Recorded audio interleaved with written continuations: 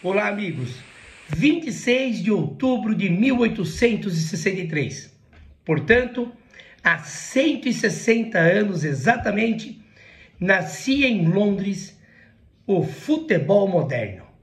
Mas por que a gente fala que futebol moderno? Porque já se jogavam vários tipos de futebol.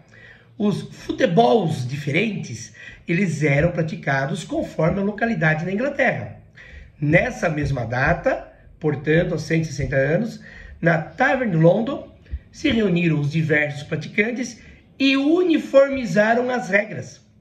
Aquelas pessoas que queriam jogar mais com a mão e com contato físico maior, se revoltaram, não quiseram permanecer nesse futebol. E aí nasceu conjuntamente o rugby.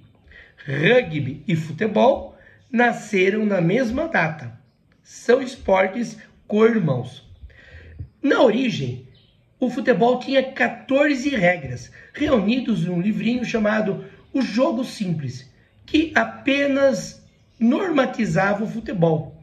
Então havia algumas curiosidades. Por exemplo, você só tinha os postes da meta do gol. Você não tinha o travessão.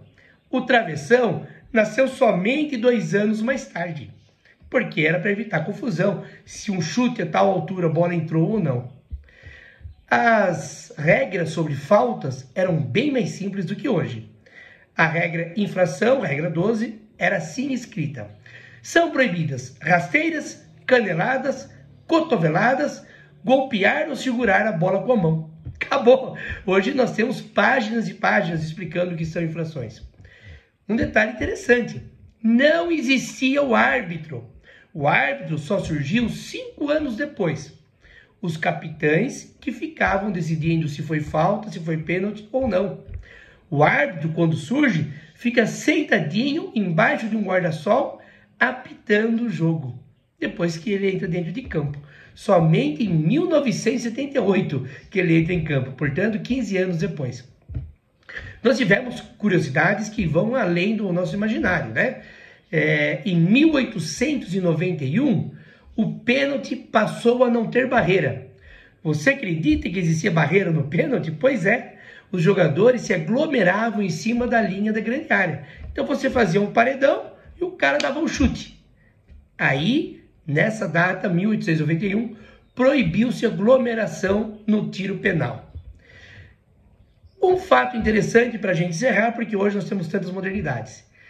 Em 1903, um time passou a decidir se queria ter falta ou não. Nascia, sabe o quê? A lei da vantagem. Quando o árbitro paralisava o jogo não podia necessariamente parar naquele momento. O jogador poderia sinalizar para o árbitro: quero continuar jogando, e o jogo transcorria normalmente. Imaginaram isso hoje? Hoje quem decide a vantagem é o árbitro e não o jogador. Claro, a grande revolução se deu há pouco tempo, a implantação do árbitro de vídeo. Mas aí eu fico pensando, você tem alguma sugestão para as mudanças da regra do jogo? Pense aí. Até mais.